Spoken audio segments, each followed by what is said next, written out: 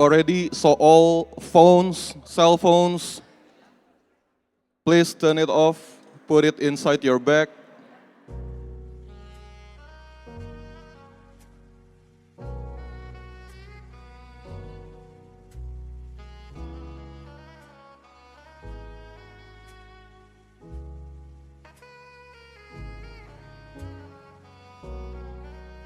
Those who already inside the MPB, please take your seat.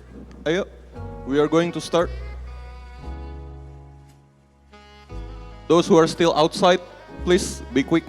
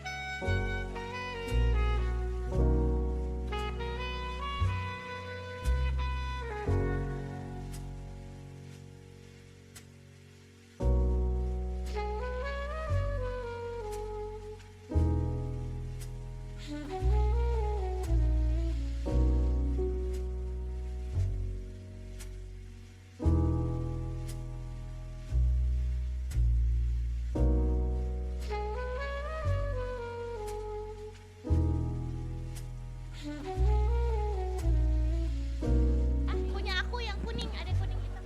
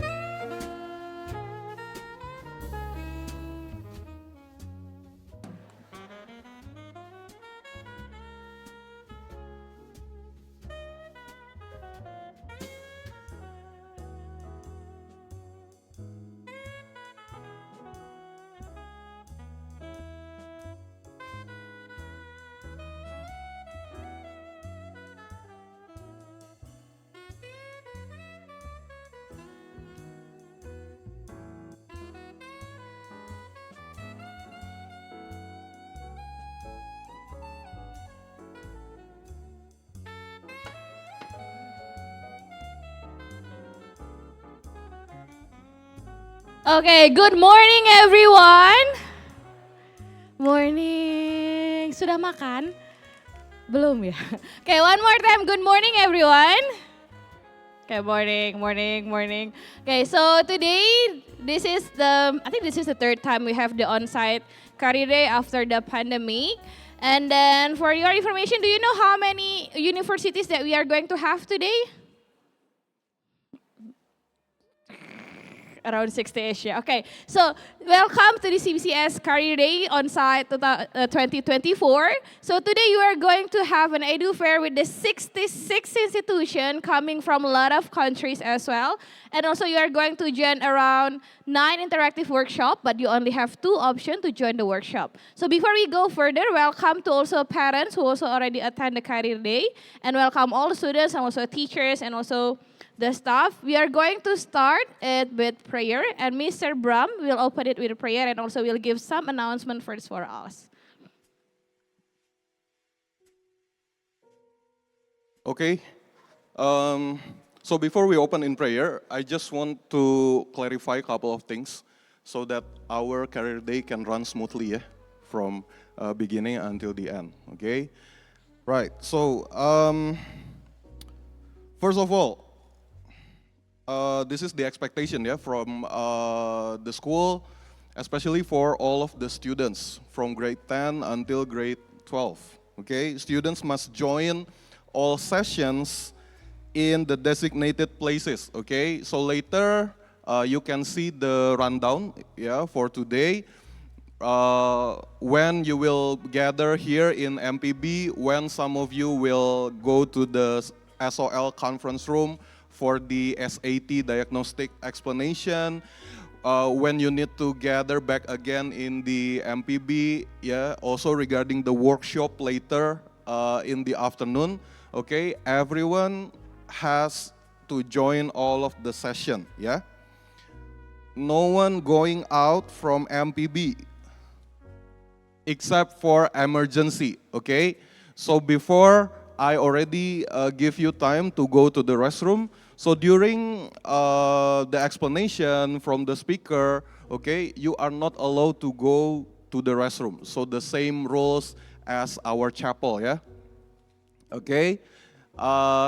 Except if it's really emergency, okay? And if you want to go to the restroom later, during the break, yeah, the break between session, you can go to the restroom. But you are not allowed to go to the restroom outside the MPB. Okay, yeah? So if you want to go to the restroom, use the restroom inside the MPB and then quickly return back to your seat. Is that clear? Yeah? Okay, and then, yeah, later also, of course, there will be time also for lunch, okay?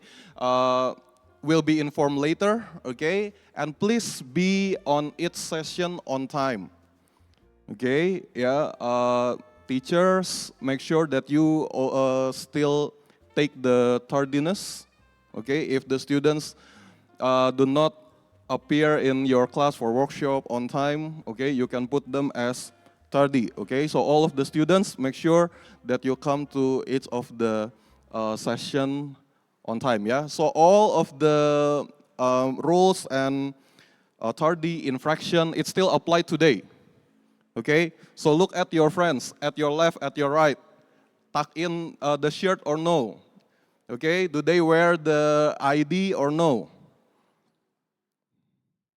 If they don't wear the ID, remind them, okay? Yeah, because the infraction tardy still applied today, as usual, yeah? Okay? Right, the next one. Students are not allowed to use their devices seen during sessions, except if it is instructed otherwise. So perhaps later in your workshop, yeah, some workshops required you to use the phone, or if the teacher wants to take the attendance, you need to show the barcode, yeah, from the email. You can show the phone. Other than that, do not show your phone, yeah? So teachers, if you see students using their phones without permission, okay, you can confiscate the phone.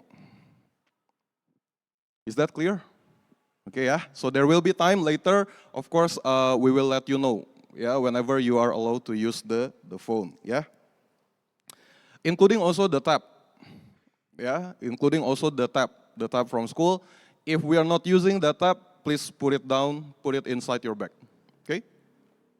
Yeah. Okay, I think that's it. That's all of the expectation. I really hope that you guys can learn a lot today. Yeah, you guys can enjoy also the career day. Let's open in prayer, and then I will give it back to Miss Viola. Yeah, let's pray. Father God, we are grateful for this morning. Thank you for this time. Thank you for the opportunity that we can have the career day today. And yeah, Lord, we pray that you will bless all of the event from the beginning until the end. We pray for all of the speakers, that they can deliver all of the materials well, and it can enrich our knowledge. It can yeah, also equip us more before we decide our future, which college, which university that we are going to go. Thank you, Lord. We pray that you will bless today, the career day, from beginning until the end. In Jesus' name we pray. Amen. Mr. Bram. Give applause for Mr. Bram. Okay. So now our first session is we are going to have a college advisor talk, but I'm just going to give you a hint. So I am listening to Miss Sheila's sharing yesterday during the rehearsal, but here's the secret for you. What she said 2 years ago really happening nowadays. So you'd better pay attention of what she's going to share because maybe that could also be the clue for you to understand what's going to be happen next, okay? So please welcome our one and only college advisor, Miss Sheila.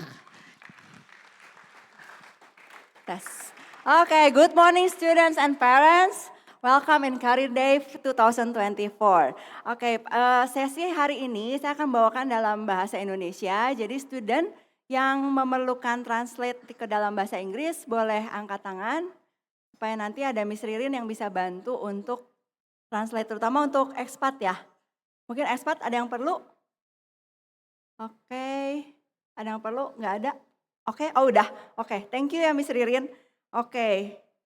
Sekarang kita mulai ya. Jadi Career Day kali ini Miss mengusung atau dengan tema yaitu Navigating Your Major. Ya. Oke. Navigating Your Major. Kenapa sih ini menjadi penting gitu ya? Menavigasi masa depan kalian semua untuk memilih jurusan di perguruan tinggi ya. Yang mana pasti semua di antara kalian walaupun masih baru kelas 10, pada saat nanti di kelas 12, kamu akan memutuskan jurusan apa yang harus kalian ambil. Oke, betul siswa kelas 12, kalian sudah mulai memutuskan jurusan mana yang harus kalian ambil, ya kan? Nah, bagaimana caranya kita membuat keputusan-keputusan ini tentunya dengan berbagai aspek, ya kan? Yang mempengaruhi kita. Yang pertama yaitu dengan persyaratan jurusan tentunya. Setiap jurusan mereka mempunyai requirements. Nah, ini bisa kalian lihat gitu kan, apakah itu sesuai dengan minat dan bakat dari kalian, sesuai dengan kekuatan dari kalian untuk menyelaraskan bagaimana karir kalian ke depannya ya. Sehingga nilai akademis itu sangat mempengaruhi dan untuk masa depan kalian. Oke. Nah, kemudian kita lihat key navigating factors ya. Key navigating factors yang pertama yaitu identify your passion and also your strength. Nah, ini pasti kalian sudah mengetahui karena kalian sudah bersekolah, kalian bisa lihat mata pelajaran mana sih yang membuat kalian itu menjadi kekuatan ya. Misalnya kalian suka di science, kalian tuh kerasa kayaknya kok saya kuat di fisik misalnya. Nah itu bisa menjadi modal buat kalian menentukan jurusan. Karena dari kekuatan kalian itu kalian bisa memilih bagaimana kira-kira jurusan ini bisa ke jurusan mana aja. Karena begitu banyak jurusan tapi paling enggak saya kuat di matematika. Kalian dari matematika itu bisa kemana aja nih gitu ya. Bisa ke computer science, bisa ke data analysis gitu kan ya. Atau ke math murni gitu atau ke statistik. Nah itu kalian bisa pertimbangkan macam-macam jurusannya. Jadi apa yang kalian sukai dan apa yang kalian kuasai itu menjadi keunggulan akademis dari kalian. Oke. Poin yang kedua yaitu kalian bisa konsul ke orang yang memang menguasai bidang-bidang tersebut ya. Jadi bisa konsul ke college advisor atau misalnya ke seseorang yang profesional di bidangnya yang mengetahui banyak hal mengenai jurusan tersebut. Jadi kalian bisa menanyakan penasihat gitu ya. Dan mereka bisa memberikan prospek-prospek karir dari jurusan tersebut. Oke. Kemudian selanjutnya connect dengan interest atau karir dan future. Nah saat ini tuh udah banyak banget tools yang bisa membimbing kalian untuk mengetahui pathway kalian tuh kemana arahnya ya. Nah jadi kalian bisa gunakan untuk kalian mencari atau mengetahui potensi diri kalian. Seperti contohnya video di ini yang akan ditayangkan di mana video ini dari College Board. Jadi kalau anak kelas 12 kalian sudah pasti mempunyai akun ya yang namanya College Board. Nah dari College Board ini sendiri untuk anak kelas 10 dan 11 kalian bisa akses ya, bisa bikin akun dan kalian bisa akses ke video ini. Mari kita saksikan video ini. Deciding on a career path when you're in high school can feel complicated. Where do you even start? Big Future helps you explore career paths that connect with your passions. Take a short quiz that matches your interest to potential Jadi careers. di sini disediakan From a video kayak game quiz designer ya untuk kalian to a bisa registered menemukan nurse and everything in bagaimana between, pathway kalian there ke are so depan. many careers to Step-step explore. apa yang harus You kalian can even lakukan. create a list of careers that excite you. or watch videos from Nanti professionals who mereka akan work in kasih fields you're interested in. And opsi-opsi you'll dari discover what jurusan level yang of akan education is recommended, what kind of direkomendasikan salary to dari expect, pihak College and what Board. future demand looks like for Dan di careers sana in akan your muncul field. bagaimana There are so job many options to growth-nya, choose bagaimana from. salary-nya So ke now is depan, the perfect time to prospeknya. get started learning Mereka about akan what's out keluarkan there. juga. So Walaupun let ini us help memang di you Amerika, explore what tapi nanti interests kalian you, bisa and you can search start lagi planning your untuk ke future negara yang your kalian way. ingini. Ya, oke, next. Nah, bagaimana juga kalian harus mulai memikirkan alternatif. Ya, jadi kalau misalnya kalian sudah memilih satu jurusan, tapi kalian bisa juga memilih alternatif jurusan yang lain supaya itu sebagai backup plan kalian.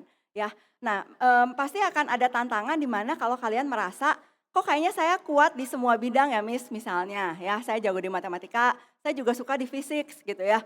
Tapi saya juga tertarik di chemistry misalnya atau bahkan di art. Nah, itu memang menjadi tantangan buat kalian, challenge buat kalian supaya kalian harus mau nggak mau kalian harus milih gitu ya. Walaupun zaman sekarang itu akan banyak jurusan-jurusan yang udah berkolaborasi sehingga beberapa jurusan itu menjadi satu ya. Dan itu akan membuat banyak lagi opsi buat kalian semua pada saat memilih jurusan ya. Kemudian nah ini bagaimana kalian yang paling penting mendefinisikan karir goal kalian dari jurusan yang kalian udah pilih. Kalian juga harus lihat kira-kira prospek ke depan karir goalnya kalian tuh maunya seperti apa. Apakah value kalian tuh apa? Apakah memang hanya cuman mau mempunyai karir, tapi apakah kalian ingin memberkati orang, ingin menolong orang, ingin membantu. Nah, itu yang harus kalian menjadi concern ya. Di mana jurusan yang berbeda itu pasti akan mengarahkan ke karir yang berbeda. Sehingga kalian akan mempunyai masa depan yang berbeda. Kenapa ini terus diinfokan ke kalian? Karena memang ini akan menentukan masa depan kalian ya. Jadi yang harus dipertimbangkan yaitu bagaimana ke depannya. Nah, kalau misalnya kalian lihat gimana nih caranya supaya kita bisa lebih banyak tahu tentang jurusan ini. Nah, ini adalah beberapa tips yang harus kalian lakukan mulai dari kelas 10 ya. Kalian banyak mengikuti kegiatan-kegiatan organisasi atau klub baik di sekolah maupun di luar ya. Klub di Cahaya Bangsa ada beberapa, ada yang science club misalnya. Ada misalnya emang kalian tertarik di science atau kalian bikin klub sendiri pun itu akan mengeksplor dan akan menggali apakah kalian itu benar-benar suka di bidang tersebut ya. Organisasi di luar juga banyak kalian bisa ikuti. Kemudian take part di summer program atau winter program itu juga bagus karena banyak sekarang kegiatan-kegiatan yang ditawarkan. Gak hanya cuma jalan-jalan pada saat kalian liburan, tapi kalian bisa belajar ke salah satu university misalnya belajar tentang STEM yang memang tertarik. Atau computer science yang memang tertarik di sana, kalian ikuti. Sehingga kalian bisa tahu benar gak kalian tuh suka di bidang ini sebelum kalian memilih jurusannya nanti ya.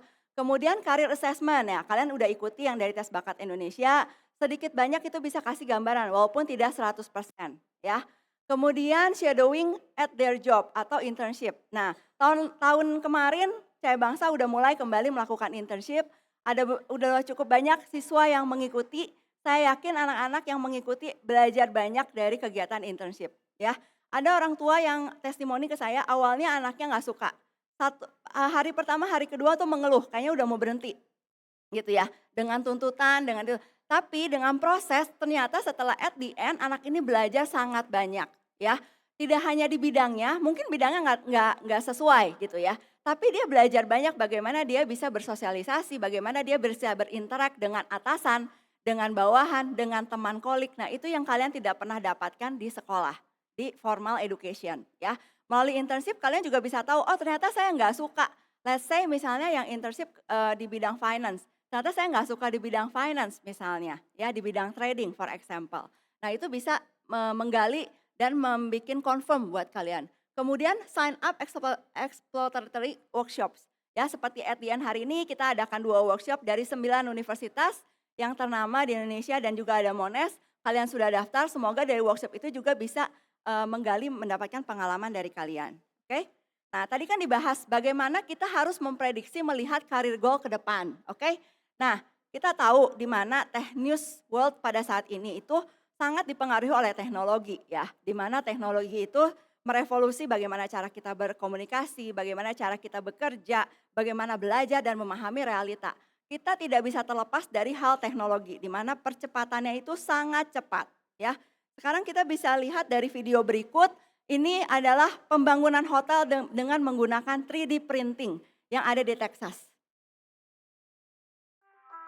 3D printing technology and the hospitality industry are converging in the West Texas desert. An industrial-sized 3D printer is extruding layer after layer of concrete mixture Jadi mereka to membangun form the gedung walls dalam of waktu 2 yang new sangat model units. singkat ya, The plan dengan is to menggunakan extend the 3D site by printing. 40 extra acres Ya. to include 43 hotel Hotelnya units and menjadi seperti 18 ini, bagus residential ya, homes. di luas The single-story area yang units are sangat printed luas. by Icon's Vulcan, a 46.5 feet Jadi wide kalau 3D kalian printer, lihat 3D standing printing almost yang ada di 16 ruangan feet Mr. tall and weighing Christian nearly 5 itu versi tons. yang sangat kecil A print ya. technician Ini dibuat monitors Vulcan versi as yang its besar robotic arm and untuk nozzle membuat glide through the bangunan work site, ya. applying a Yang mana special ini bisa cement-based dibuat proprietary ya mixture called dilakukan Lavacrete. untuk saat-saat emergency itu sangat membantu. Misalnya ada bencana, kita perlu bikin bangunan yang dalam waktu cuman mungkin less than 1 week gitu ya. Nah, bisa menggunakan 3D printing. Nah, tadi di Texas, sekarang kita lihat di China bagaimana saat ini sudah terjadi di mana di imigrasi di Beijing itu menggunakan, silakan videonya kita tayangkan. Melewati imigrasi di Beijing sudah tidak menggunakan paspor tapi menggunakan palm print atau biometrik. Ya. Ngeri-ngeri sedap ya, tapi sini sudah terjadi. Suka tidak suka, kita nggak bisa denial, ini udah coming. Ya. Dan sudah bisa melakukan pembelian atau pembayaran. Ya, ini sudah terjadi di salah satu university menggunakan veins dari tangan manusia. Jadi kita tinggal tap langsung bayar. Kita saat ini masih menggunakan kartu ya atau handphone, tapi nanti menggunakan palm print atau biometrik di China.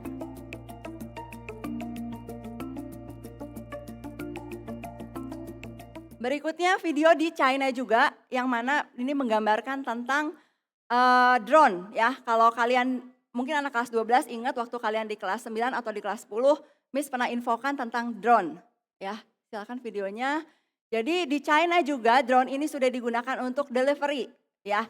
Delivery, bahkan Starbucks delivery pun udah menggunakan drone. Oke. Ini video ini drone yang digunakan untuk melewati Great Wall. Kita tahu Great Wall itu sangat jauh, terjal ya, yang biasanya akan sangat sulit untuk bisa mengantarkan barang, tapi dengan drone ini bisa dilakukan. Ya, artinya apa ke depan? Artinya ke depan Gojek akan hilang, ya kan? Kita semua akan menggunakan drone untuk mengirimkan barang, untuk mengorder makanan. Oke?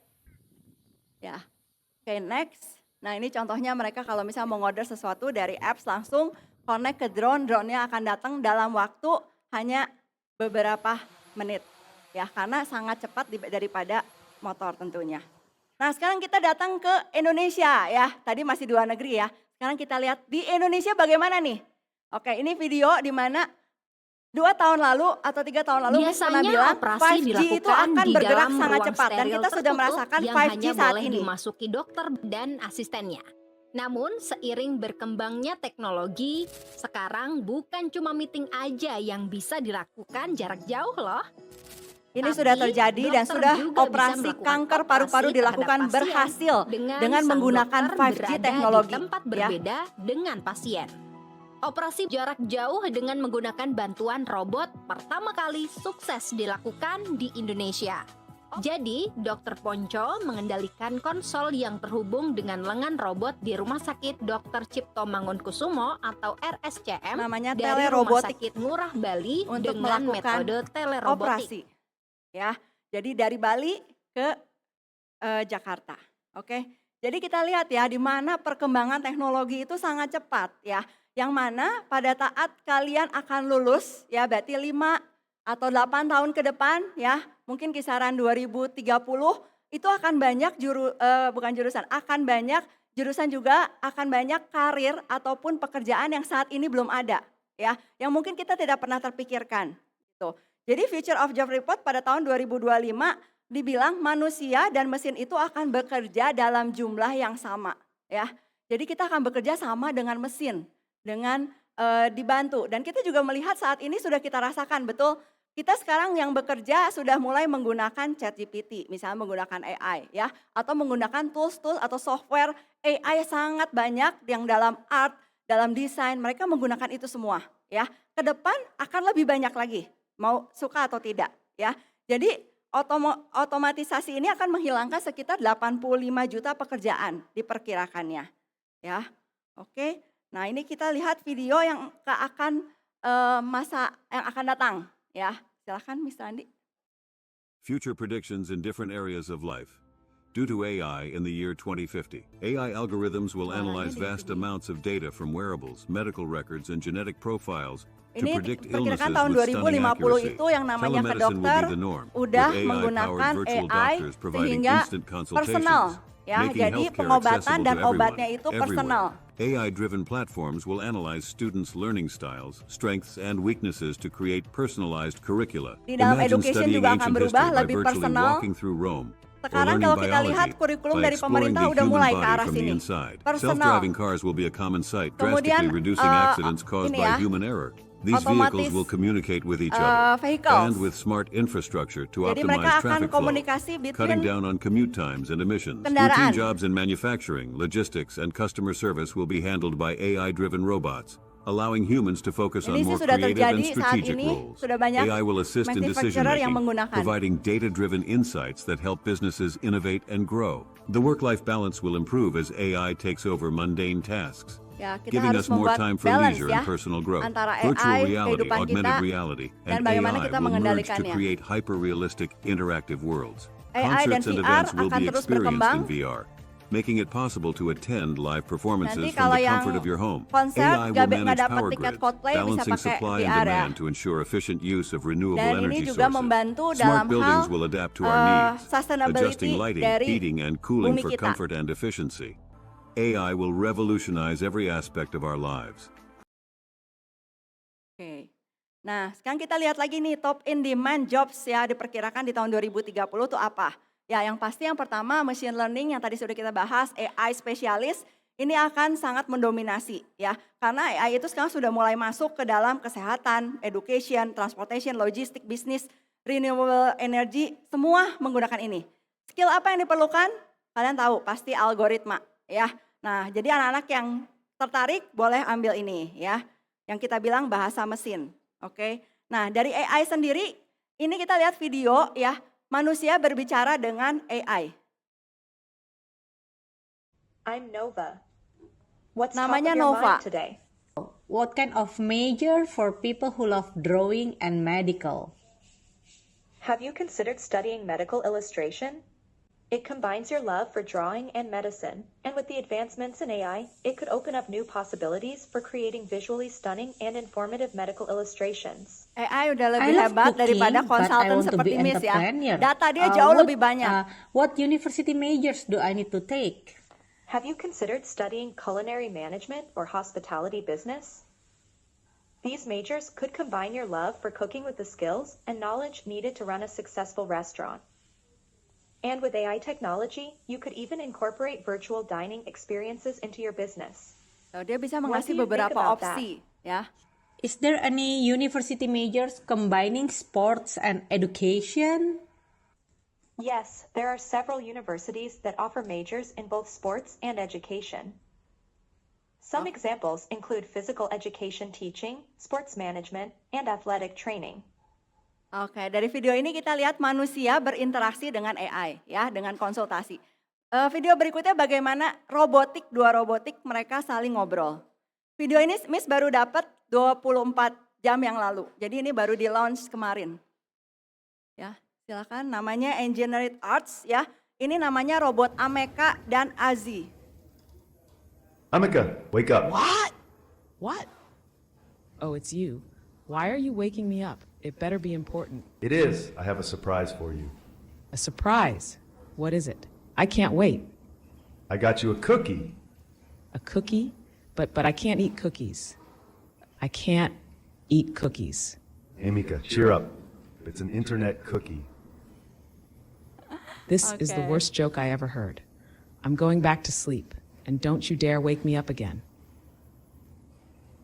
Ya, jadi kalian di sini lihat gimana reaksi mereka, bagaimana mereka ngobrol, gimana mereka udah seperti manusia, punya ekspresi ya, matanya, lekak-lekuknya. Mereka menggunakan GPT-4o ya, menjadikan mereka tuh teman robot bisa menjadi seorang yang hebat menggunakan AI.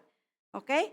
Nah, Kedua yaitu data science and analysis. Ya, kita tahu semakin banyak informasi saat ini perusahaan membutuhkan orang-orang untuk bisa mengelola dan menganalisa data-data tersebut untuk membuat sebuah keputusan. Ya, tentunya dari itu yang dibutuhkan data analisis itu seorang yang menguasai matematika dan statistika. Ya, visualisasi data. Kemudian software juga sudah banyak, kita banyak sekali menggunakan software saat ini, otomatis software developer itu akan berkembang 25% ke depan, yang mana tentunya mempunyai banyak kesempatan. Selain itu developer blockchain, ya ini juga udah pernah Miss bahas kayaknya dari 3-4 tahun yang lalu, mengenai blockchain yang mungkin itu menjadi kata yang sangat awam, orang masih belum, saat ini sudah sangat banyak tenaga yang memang di bidang blockchain. Ya, jadi blockchain ini akan berkembang secara besar-besaran dalam 10 tahun ke depan. Karena semua industri akan membangun database-nya secara digital. Otomatis akan meningkatkan keefektivitas pekerjaan dari setiap industri yang berkaitan. Ya. Kemudian cyber security, ya, nah ini juga sangat menarik. Kita tahu kemarin data pusat Indonesia kebobolan, makanya perlu kita tenaga-tenaga cyber security yang bisa melawan hackers. Ya, kemarin Miss baca lagi ada 400 hotel sekarang yang dihack ya sehingga mereka mendapatkan kerugian yang luar biasa. Nah, ini juga bisa di-prevent dengan tenaga-tenaga cyber security.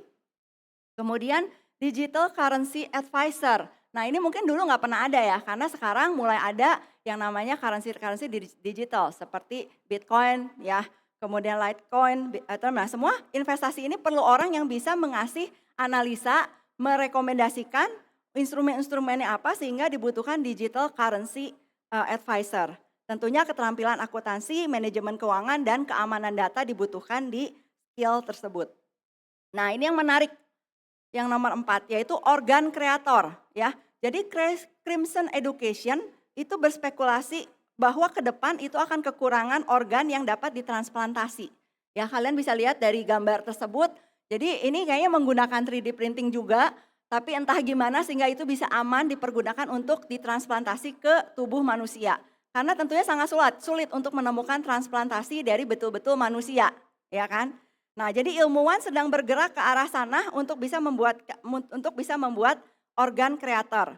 Skill apa yang dibutuhkan? Biologi molekuler, rekayasa jaringan, dan juga teknik biomedis. Oke?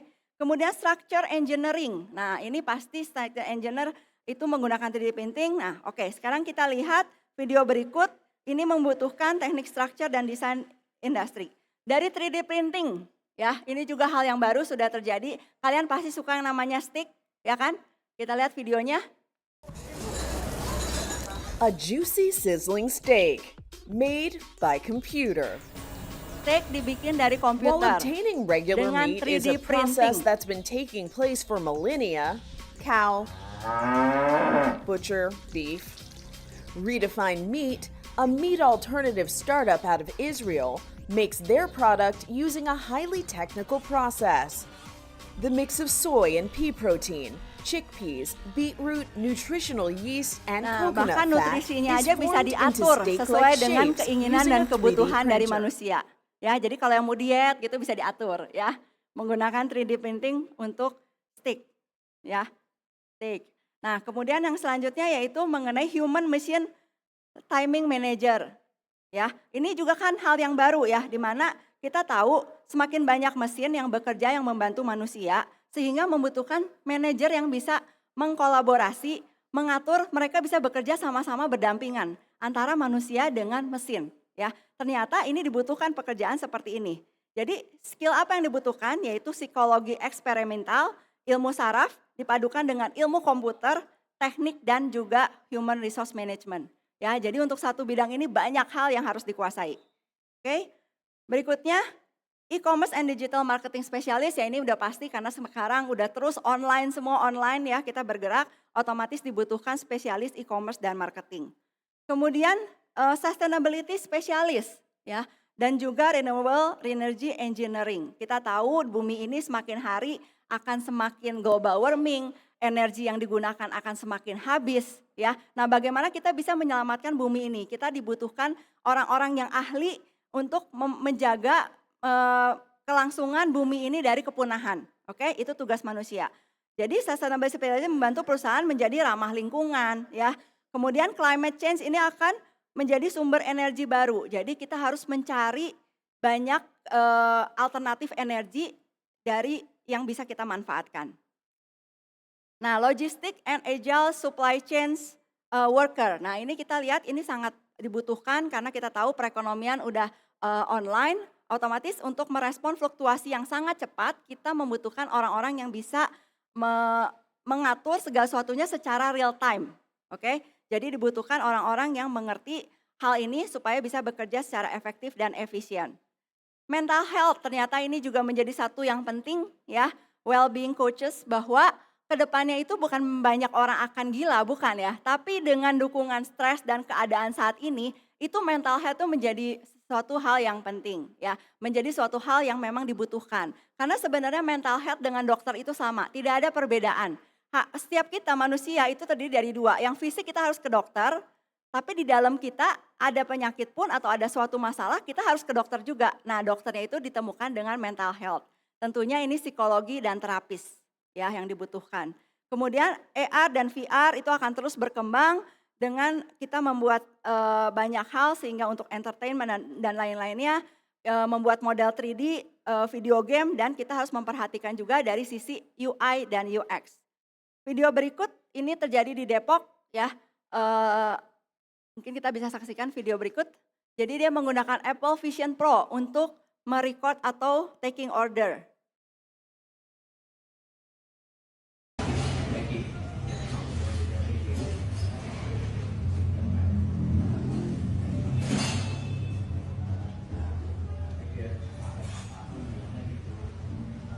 Ya, jadi dia mencatat pesanan si barista ini di Depok di salah satu kafe dengan menggunakan Apple Vision Pro. Stop dulu, jangan next. Aku mau kasih pertanyaan. Oke, nah bagaimana di CBCS? Oke, Miss ada hadiah. Harusnya kelas 12 harus bisa jawab ya. Untuk di CBCS untuk bisa, kan untuk kalian menggapai semua mimpi yang tadi jurusan, karir, kalian harus lulus dulu ya dari Cahaya Bangsa ya kan. Nah untuk lulus dari Cahaya Bangsa apa requirements-nya? Miss ada hadiah termasuk voucher kantin.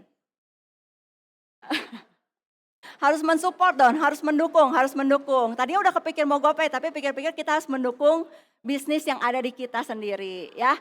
Siapa yang jawab angkat tangan? Apa? Fredrik?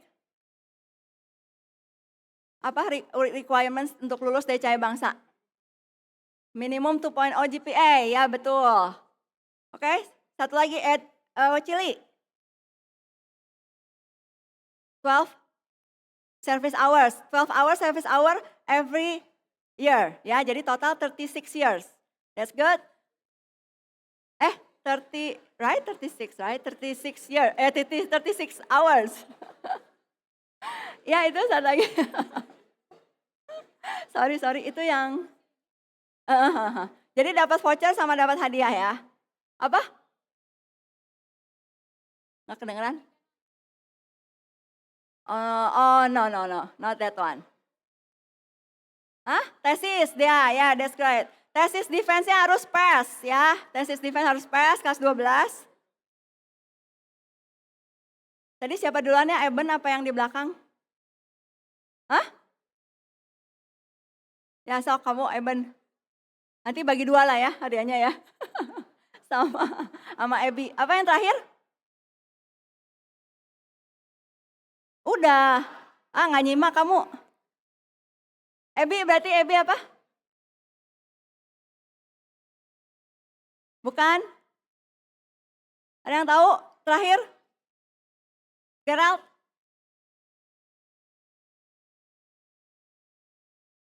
Yes, betul. Conduct. Have, ya. Next, Andi. Ya, jadi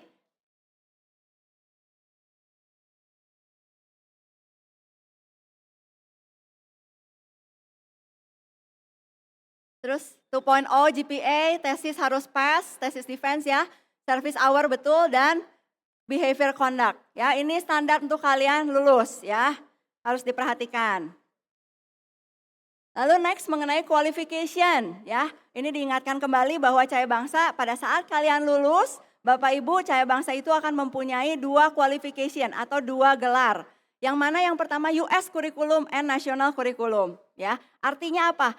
2 kurikulum ini, 2 qualification ini bisa memfasilitasi kalian untuk kuliah di luar negeri dimanapun ataupun kuliah di Indonesia. Tentunya dengan nilai dan portfolio kalian ya, tidak menjamin artinya. Tetap nilai kalian harus menunjukkan nilai yang baik. US Curriculum kita diakreditasi oleh WSE dan SCSI ya, sehingga ini direcognize oleh university bisa direct entry, oke. Kemudian transkrip kita itu dari kelas 9 dan sampai dengan kelas 12. Jadi orang tua yang kelas 9 bisa info ke anak-anaknya, kelas 9 itu udah masuk transkrip, suka nggak suka nilainya ke bawah terus, terhitung akumulasi GPA ya. Ada berapa anak kelas 12, Miss bisa nggak kelas 9-nya nggak diikutin? Nggak bisa, karena transkrip di kurikulum Amerika itu memang harus dari kelas 9 sampai kelas 12. Lalu anak-anak akan ikut international test, SAT, kemudian AP score itu optional tergantung kebutuhan, kemudian American High School diploma kalian akan dapat.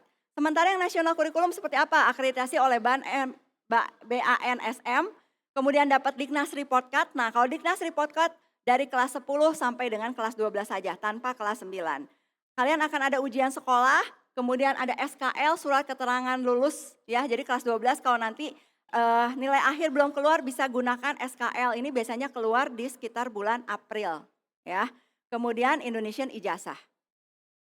Nah ini menarik nih, skill apa yang kalian butuhkan di tahun 2025 ya, which is tahun depan sebenarnya. Kalau kita lihat ternyata item yang paling banyak itu problem solving yang warnanya itu biru ya. Kenapa warnanya biru malah lebih banyak gitu? Karena ini pergerakan ternyata yang dibutuhkan itu orang-orang yang bisa menyelesaikan masalah ya.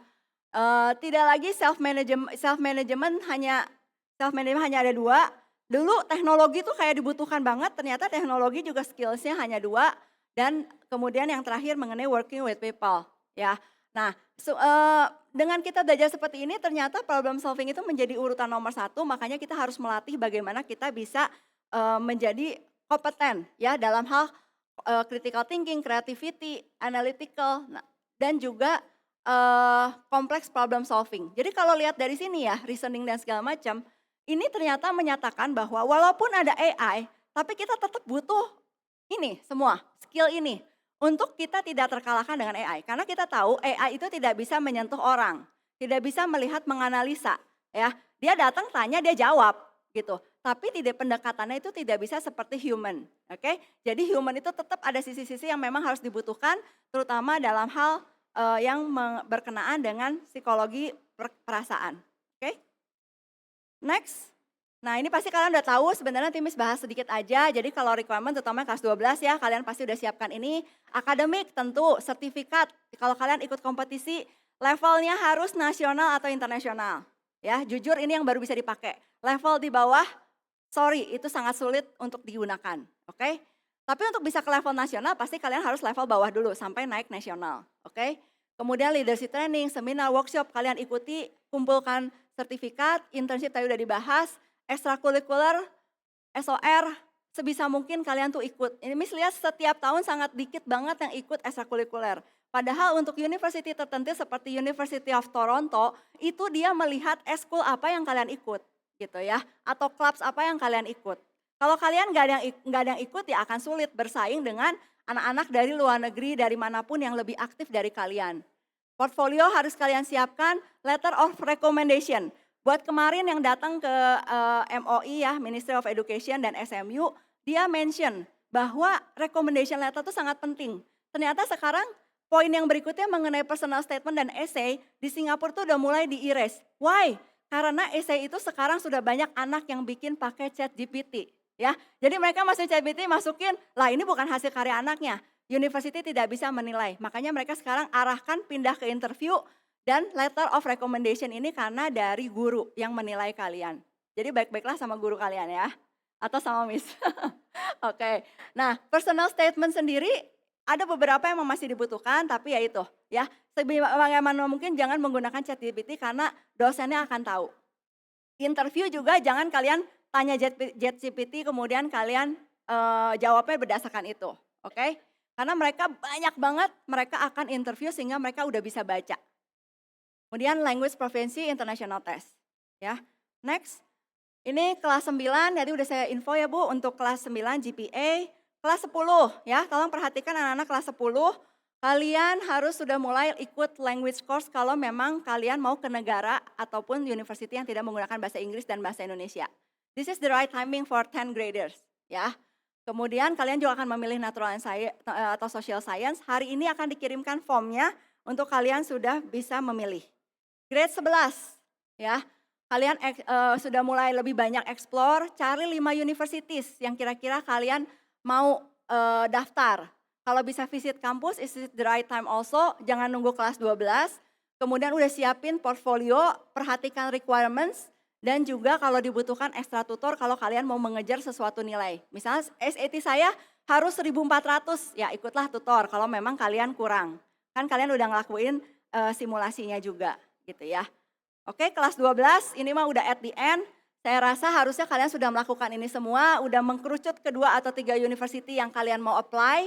Perhatikan deadline ya, jangan sampai telat, sayang banget. Kalau misalnya kalian harusnya bisa dapat kesempatan early admission, dapat potongan atau scholarship, tapi karena deadline-nya telat, kalian jadi nggak dapat gitu loh. Atau dapatnya lebih kecil, sangat sayang. Jadi deadline perhatikan untuk early admission dan scholarship.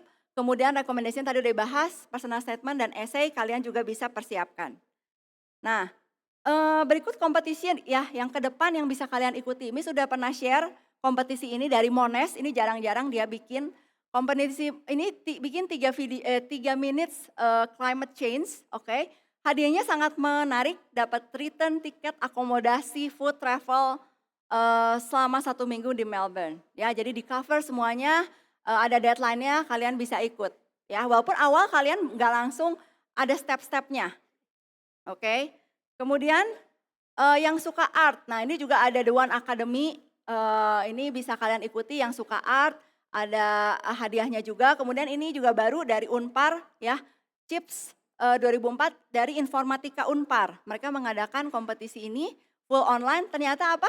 Judulnya Problem Solving and Informatik. Ini national level. Tadi dibahas problem solving itu sangat penting.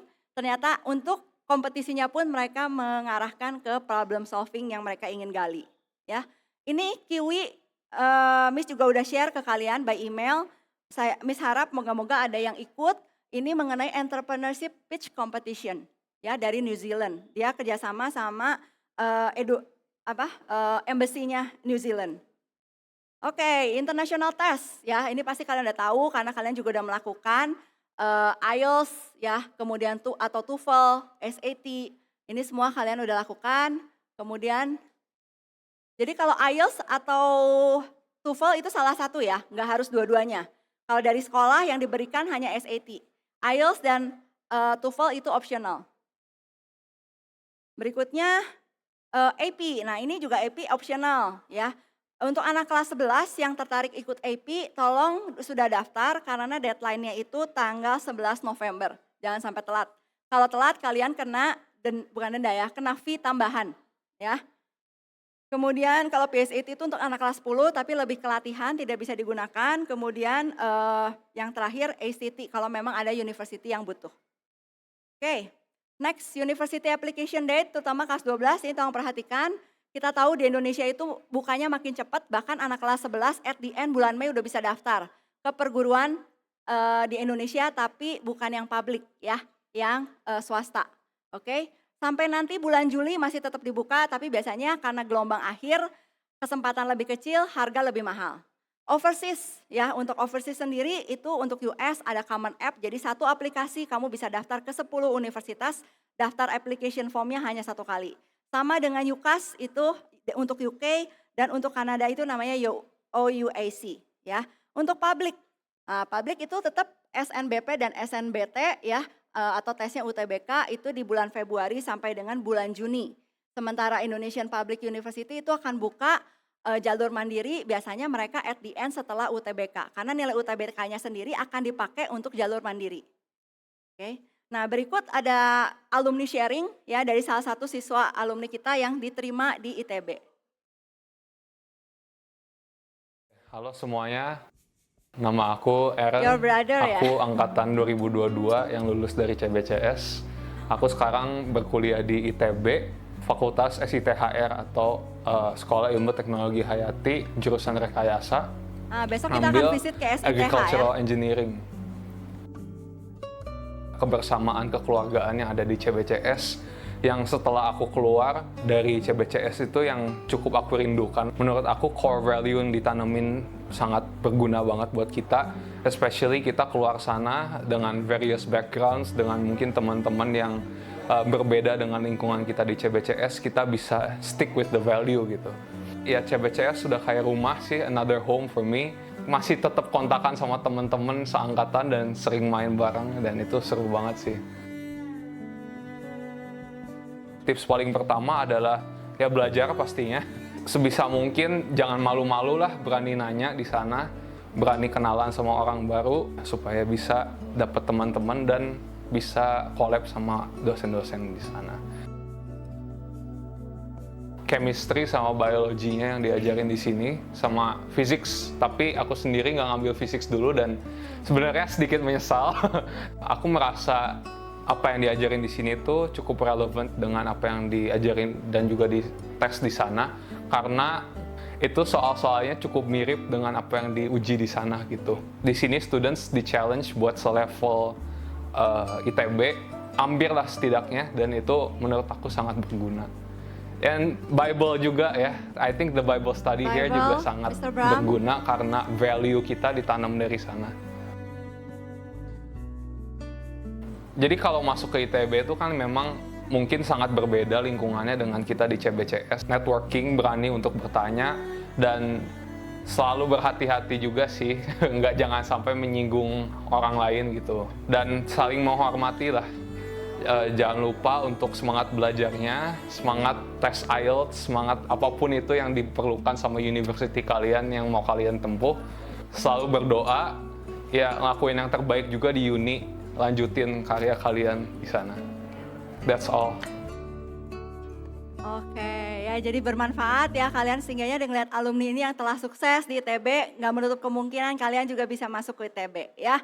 Ini College Advisor, program yang akan dilakukan, tentunya ini juga sudah berlangsung sampai dengan Career Day, kampus visit besok ke ITB dan ke Unpar ya, lalu akan dilanjuti dengan analytic test di grade 9 dan summer program di at the end. Nah ini menarik, tanggal hari Sabtu tanggal 5 ya, jadi Study Singapura akan buka expo di Jakarta.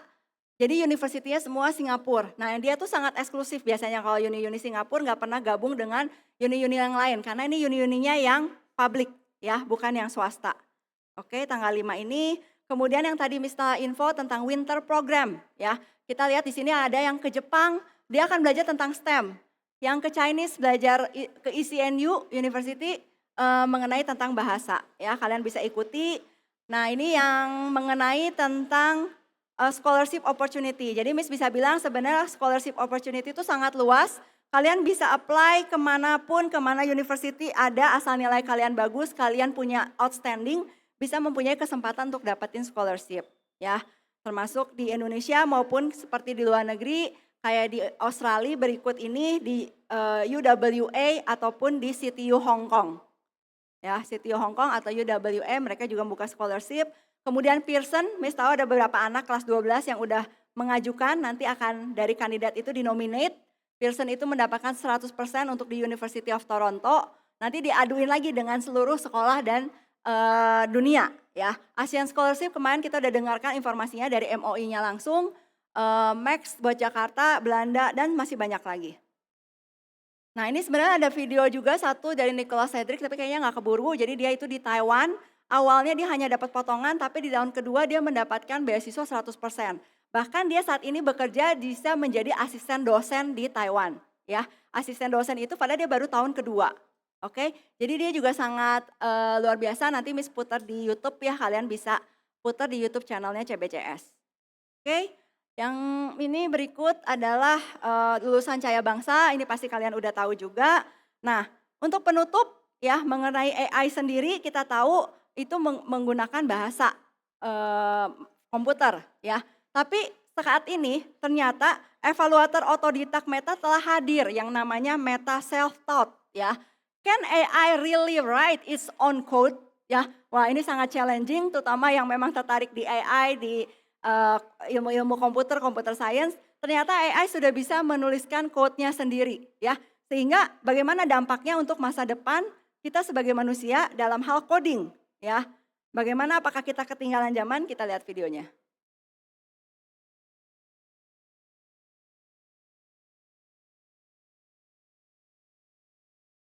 What if I told you that AI can now write its own code, evaluate it, and improve all by itself? Sounds like the future, right? Well, the future is here, and it's called Meta's Self-Taught Evaluator. Meta Self-Taught. In the old days, AI models had to be checked and fine-tuned by experts. This meant slow progress, lots of money, and let's face it, human bias creeping in. And that's where the Self-Taught Evaluator comes in. Imagine an AI that not only writes code, but also grades its work, without needing any human feedback. It's like a student who teaches themselves, gets better with every test, and doesn't need a teacher to tell them where they went wrong. What's cool about this is that the AI is learning from its mistakes, AI just like learning we do. from the mistakes. But unlike us, Yeah. it doesn't need sleep, coffee, or breaks. It just Karena keeps mereka akan getting mengumpulkan better, semua data faster. yang benar And dan here's yang the kicker. salah.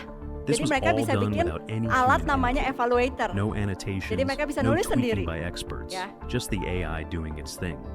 This means the AI can understand and respond to Jadi complex hal ini back and akan forth interactions. bagaimana In some cases, this mendefinisikan self-taught kembali AI masa even depan outperformed dunia models kerja that dan were trained teknologi with ke human depannya. help. Dan It speeds akankah up the AI entire berkembang AI development dengan process. kecepatan eksponensial Companies can roll ataukah out new ada batasan applications dalam faster and at a lower kemampuan cost. belajar mandiri? It can adapt to new Ya. tasks and Jadi ini bisa challenges much si more AI-nya quickly ini than belajar traditional dalam hal models. Plus, this isn't kemampuan just belajar about mandiri. making AI faster, it's about making it smarter. The self-taught evaluator is constantly learning from its experiences, meaning it's always getting better. This opens up new possibilities for AI applications that require real-time learning and adaptation, which is crucial for industries like finance, healthcare, Finance, and healthcare, even dan even entertainment atau semua dunia krusial lainnya akan terjawab oleh AI ini ke masa depan yang mereka bisa menulis sendiri. Apakah kita siap untuk kedepannya? Oke, thank you so much Sheila Stefani untuk hari ini. Saya persilakan kembalikan ke Miss Viola. Thank you, God bless. Give a round of applause for Miss Sheila. Thank you so much, Miss Sheila. Okay, it's like enlighten us. Oh, how the future gonna be, right? So, are you excited for your future? Uh-oh. Yes or no? It's scary. I hope you're still excited for your future. Yeah, life is so much things to be enjoying about. So, after this, we are going to have our professional talk show. Our school has a privilege to meet someone that is really inspiring out there. So, he is one of Indonesia's most exciting director. Who among you are interested in the filmmaking? So, or even if you are not, you better listen to this person. So, his films have been screened in international festival worldwide, from Cannes to Tokyo to Berlin, and receiving lots of awards already. He is actually the Bachelor of Fine Arts, major in film in Art Center College of Design in Pasadena, California.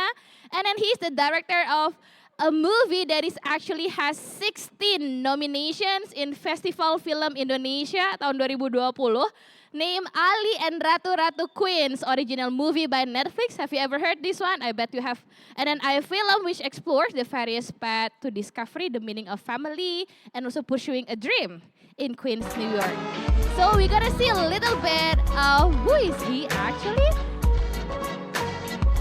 And he's also a director of movie Galih and Ratna, a remake of infamous Indonesian film Gita Cinta dari SMA. Ini kayaknya angkatan guru-guru ya.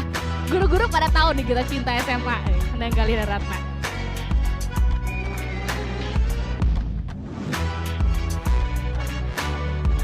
Ya.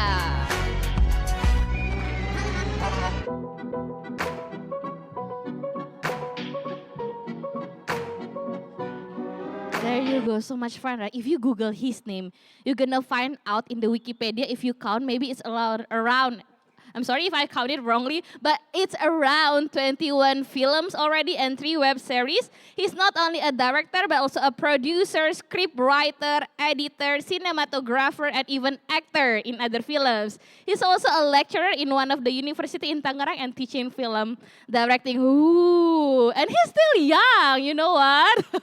So please welcome Mr. Lucky Kuswandi. Woo! So gonna talk a lot with him today. Okay, please, Mr. Lucky Kuswandi. What a privilege, right? Okay, you may introduce yourself first. Okay. Hi everyone. I'm Lucky Kuswandi. I'm a human being, not AI. I'm a film director. I also write.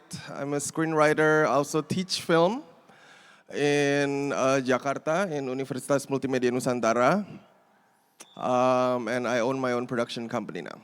Hey, give applause for Mr. Kuswandi. Okay, so aku panggilnya Kak boleh kali ya? Boleh, boleh. Baik, Kak Lucky. Kak Lucky boleh cerita nggak apa yang membuat Kak Lucky ini memilih jurusan filmmaking? Sebenarnya karena dari kecil tuh suka nonton dan kebetulan orang tua saya sering membawa saya ke bioskop, so it's their fault basically. Jadi I love film karena aku ngerasa film itu it takes us to a new world and it makes us feel and make us dream and we're allowed to imagine.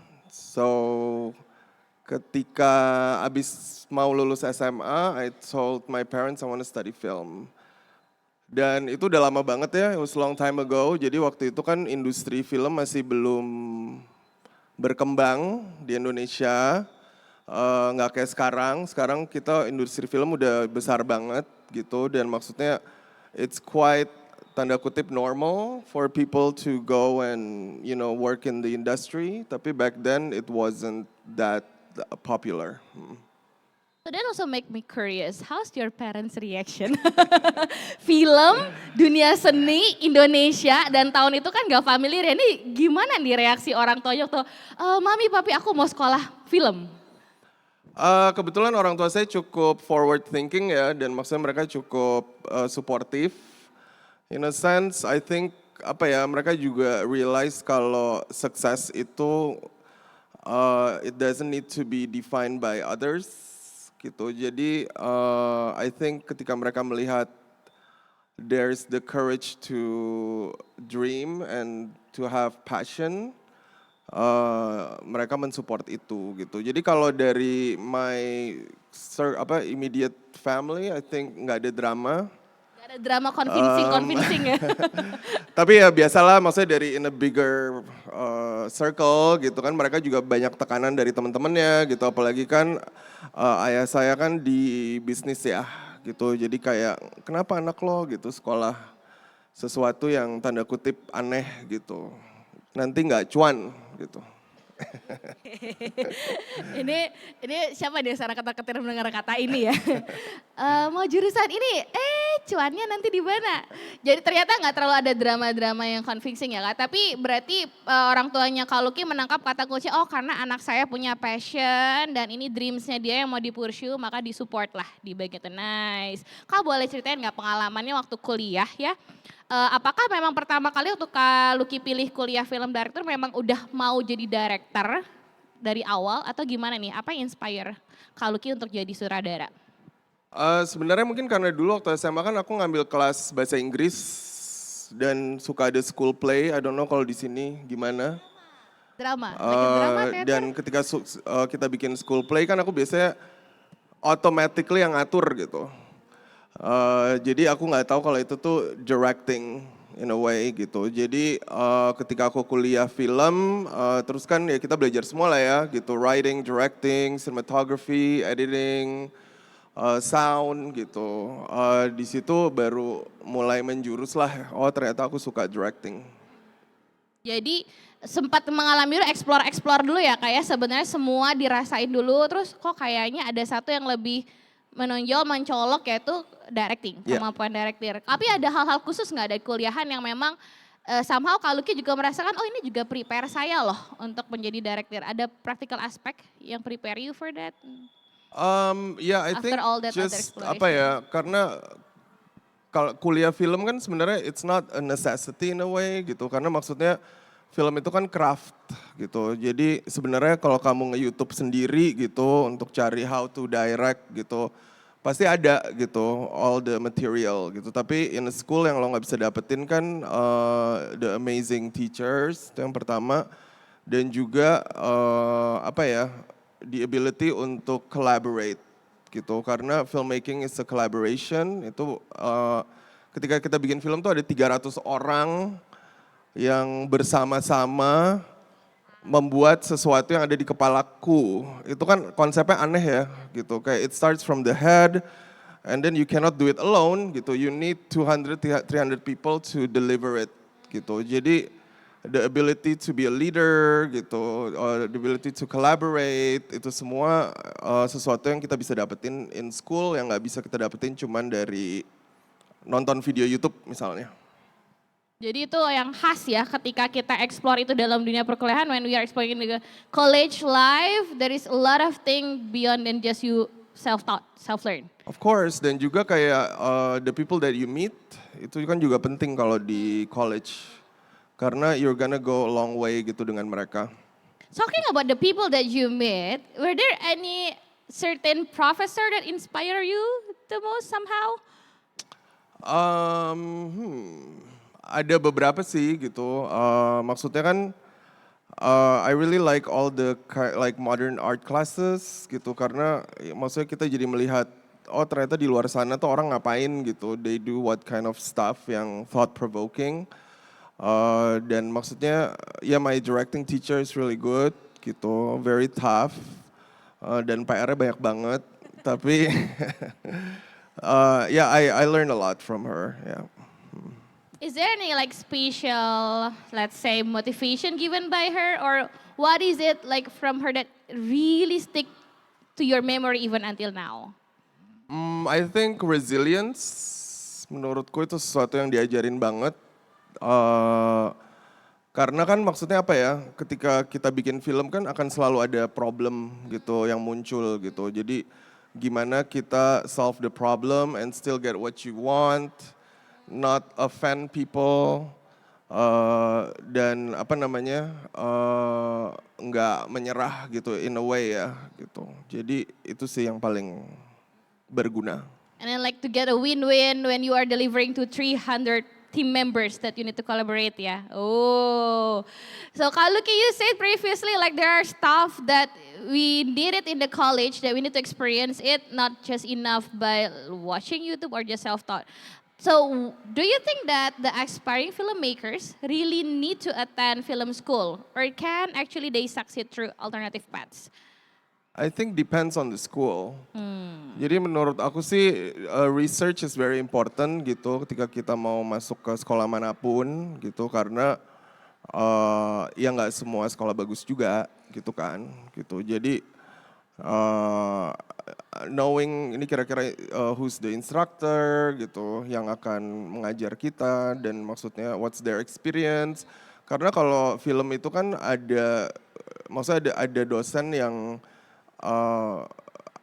praktisi dan ada yang bukan gitu. Ya kan, kalau praktisi kan kayak aku ngajar tapi aku juga berkarya gitu, in a way gitu. Jadi kan dosen yang praktisi itu kan pasti very updated lah gitu dengan industri seperti apa gitu. Jadi mungkin perlu ada sedikit cari tahu juga, misalnya tanya alumni atau gimana. So the question is not why college and not going to college ya. It really depends on, have you explored the university, have you explored the curriculum there, have you explored the type of professor and lecturers there, and will it fit to your goal or dreams or what you pursue? Betul, dan I think kalau emang tertarik sekolah film, I think it's very important untuk cari yang emang apa ya, yang studentnya nggak banyak sih menurutku gitu, karena kan it's very personal approach-nya gitu. Jadi kalau satu kelas 60 orang ya. Kita nggak It's terlalu kinda dapat hard. feedback ya. Yeah, we don't really get a feedback. Okay, so now we are going to watch one of the trailer of his movie, the one that I mentioned earlier. It has 16 nomination in the Festival Film Indonesia, and he's also ever won the Best Director ya, Kaluki ya, right? Woohoo! I don't think so. Oh, not in that movie, but in the Fox movie, isn't it? Iya, film pendek. Yeah, film pendek, right? So let's watch one of his movie trailer. This is the Ali and Ratu Ratu Queens, I think. Sebentar, ini ada yang gede banget, siapa? Patung Liberty. Patung Liberty, berarti ada di New York. Mama terbang dulu ke New York ya, nak? Ya.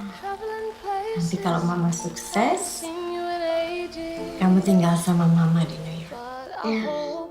Oke? Kita itu semua cuma melindungi kamu. Mama tuh ternyata pernah kirim tiket buat Ali, Bude. Masa sih Bude sampai hati ngelarang anaknya yang pengen ketemu sama ibunya? I'm Ali. I'm looking for Miss Mia. Mama tinggal di sini kan ya? Saya Tante Parti, itu Tante Ance, Tante Cinta, Tante Bia. Don't lie. What you say? Kamu jangan macam-macam sama anak saya ya. Mom, minta lontong to the ibu-ibu and try not talk about me. Lontong's the food. I think you meant tolong. Right. Tapi kan kita harus bantu. Bantu cari mamanya. First I'm looking for her. Oh. Hey, excuse me, have you seen this woman? Ali, dapet. Catet alamatnya. Mama, Ali cuma mau bilang kalau Mama nggak perlu merasa bersalah. Ali di sini baik-baik aja kok, Ma. Selama Mama ngejar cita-cita Mama di sana. Semoga kita bisa bareng lagi ya, Ma. Kalau bisa secepatnya.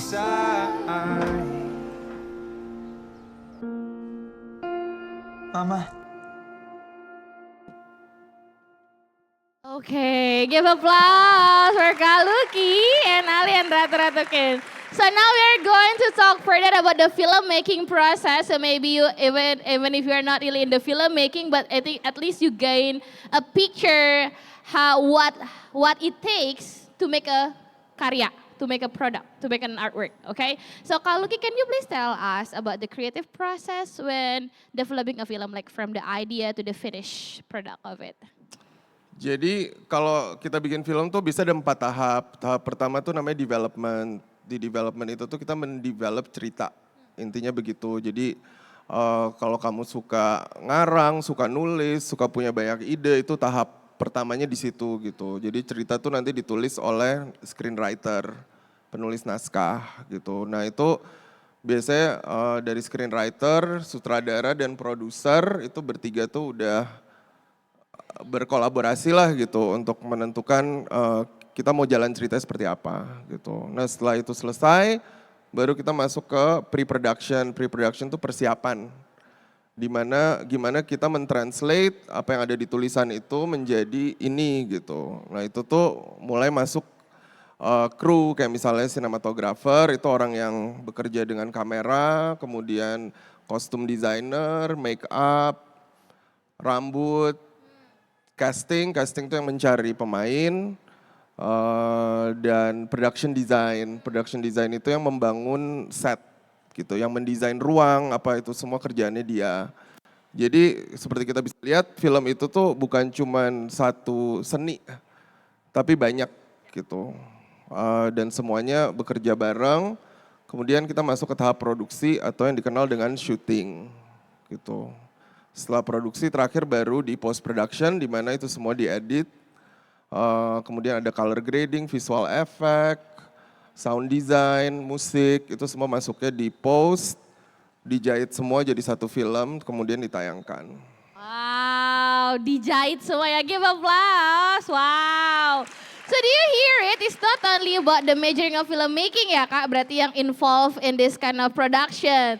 There is a visual designer, the one that is actually have an interest and passion in arts, music, even in fashion also involving, right? And also in editing. So much collaboration in the project ya Kak. Kak, can you share a memorable experience in maybe one of your film project that it was actually memorable for you, but also challenging that you face, and then how do you overcome it? Because gak ada yang instan ya sebenarnya. Semua proses tadi panjang, gak instan, pasti ada challenge-nya gitu. Sebenarnya biasanya challenge itu diproduksi ketika kita syuting karena kan emang it's long hours gitu, terus juga apa namanya melelahkan dan pasti kan semua masalah munculnya di situ gitu. Kayak misalnya tiba-tiba hujan atau tiba-tiba ada yang rusak apa segala macam, pemainnya telat gitu. Jadi but that's the fun I think gitu. Jadi sebenarnya yang paling memorable is just the idea of sebelum kita syuting tuh semua udah kita siapkan, tapi kita harus siap untuk let go. You know, jadi semua udah ready nih, tapi ketika kita udah di depan monitor dan kita nonton, you know, hasil syutingnya, ya udah, it's time to kayak tiba-tiba ini harus berubah apa gitu. Jadi dealing with change, menurutku itu juga sesuatu yang sangat apa ya, belajar banget lah in a way. Tapi yang memorable sebenarnya ketika kita bekerja karena rame-rame, jadi di setiap produksi itu kita kayak punya keluarga baru gitu. Yang misalnya udah selesai syuting pun ketika ketemu lagi tuh udah kayak ketemu sama saudara in a way gitu. Karena ya kita dipaksa untuk deket kan bersama gitu. Dari dipaksa, terpaksa, biasa, jadi merindukan ya malah kayak wow. So dealing with change, right? Yeah, I think it's also applied to any other field ya kayak sebenarnya the ability to dealing and adapt to the change. Kak, how do you balance? Sometimes in the movie production, right, that maybe either director or script writer, they might have their mind to deliver the 300, have idealism or philosophy. However, in the real world, we also need to balance it with, let's say, the market, the business aspect. So how do you balance that? Itu makanya ada produser gitu, karena produser itu tuh yang urusannya dengan money. Kalau director, we don't deal with money gitu. Jadi produser itu lebih pusing lagi karena dia harus ngebalance kayak ini kreatif visinya mau ke sini gitu, tapi secara misalnya uang adanya segini gitu. Jadi gimana kita juggle itu semua sehingga ini tercapai dan ini juga tercapai gitu. Jadi apa namanya, that's a really tough job menurutku. Dan maksudnya all the juggling itu biasanya terjadi di situ gitu. Tapi emang akan ada momen di mana kita harus compromise gitu. Tapi gimana cara kita compromise, tapi kita juga nggak ngorbanin apa yang udah kita mau achieve gitu. Itunya yang emang tersulit. And that's also the part of letting go, is it? In a way, yes. Okay, so I want to give up the time for you first in case any of you want to ask something. So I think 2 or 3 questions, we can take that. Any of you want to ask something to Kak Lucky, either about the film directing or about choosing college or choosing major or whatever needs to be dealt? Anyone? Okay, you may be standing up. Please stand up. Okay, you can introduce your name and your question. Yeah. I'm Nicole. I'm from 12th grade. And may I ask what majors did you take to get to this point? I took film production as a bachelor in California, in Los Angeles. It was a 4-year program, I think. So basically in film, there's film production and then film study. So film production is you learn the craft of filmmaking. And then with film study, it's like critical thinking, like you analyze movies. Any other? Okay, thank you Kak. So even in film ada differences also ya, right? The study and then the production, you will study completely different thing. Okay, any other questions? Anyone else want to ask something? Yeah. Oh, 12th grader. Okay, 1 and 2. Okay, go ahead. Itu belakang ada juga. Hello, my name is Nicole. I would like to ask, since filmmaking, especially the industry, for me as an actor, my perception of it in Indonesia, it's kind of dangerous as well. But is there like a way to like prevent or certain situations, or like to know that this industry is safe in like which production company and everything? That's a really good question. I think entering the industry, it's very important to have mentors, people who are already in the industry who can help you, but also doing some research about the production companies and like who's the director, who's the producer, what kind of work have they done. And also, it's, as an actor, I think it's very important to know casting directors because they're the ones who are gonna help you get into qualified projects. Yeah.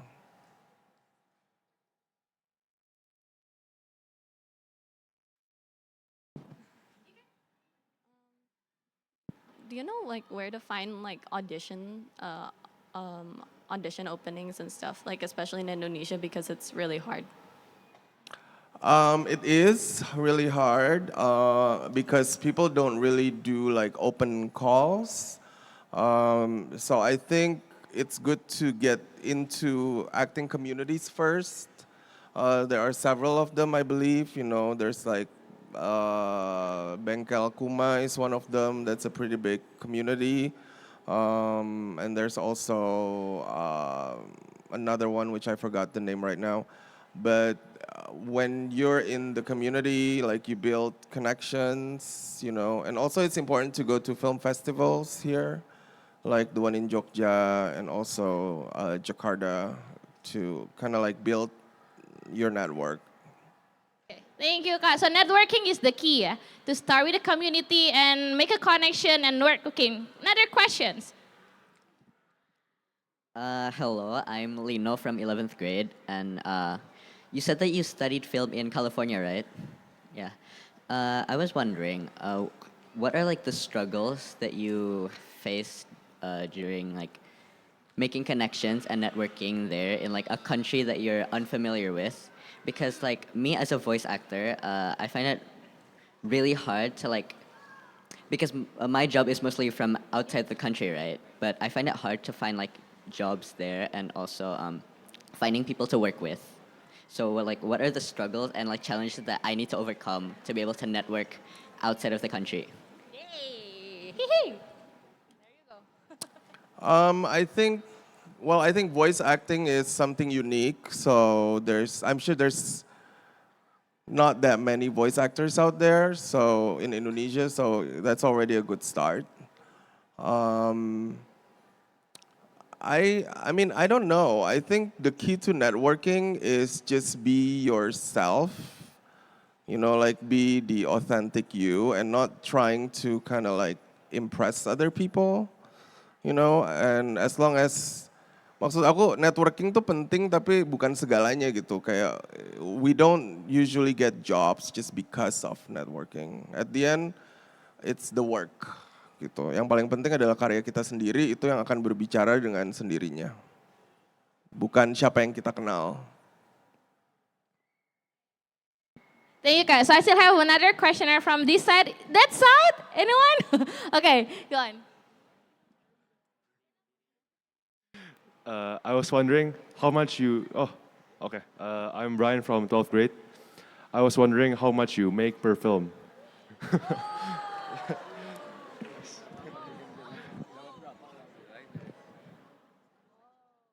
Not that much. Well, I think it's enough. You know, it depends on your lifestyle.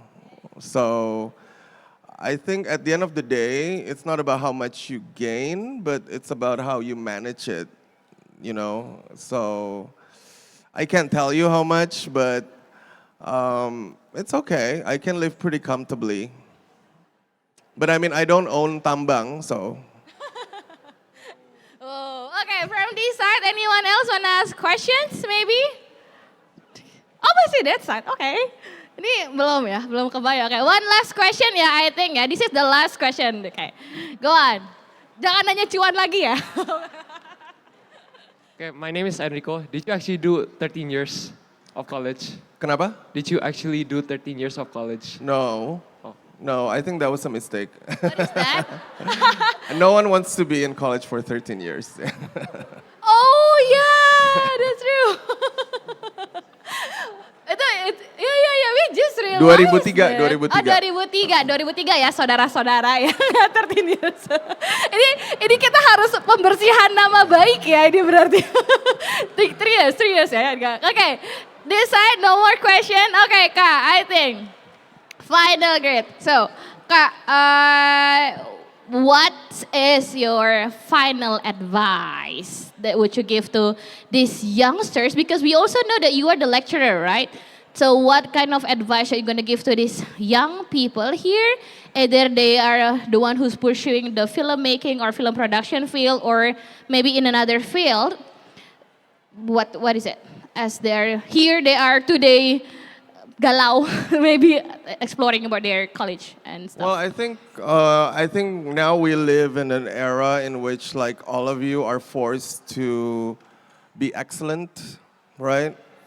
And forced to kind of like stand out from the others. But I think at the end of the day, it's like your authentic self. It's what's important, because that's what's gonna take you way above other people or robots or whatever. So I think just staying true to, your own voice and be very confident in your voice and wanting to express it. I think that's gonna take you somewhere. So it's always about the work at the end of the day. So just don't bother and don't focus on what people say about you on Instagram, but just go out there and be you. Wow, give a round of applause for Kak Lucky Kuswandi. Wow. Because people's voice will never stop ya Kak ya. So you have to listen to the voice inside. So thank you once again Kak Lucky. So can you please give one more round of applause for Kak Lucky? Okay, and we have Miss Sheila. Wanna give just the symbolism of our gratitude to him. Okay, so this is a certificate ya. Okay. Did it? Okay.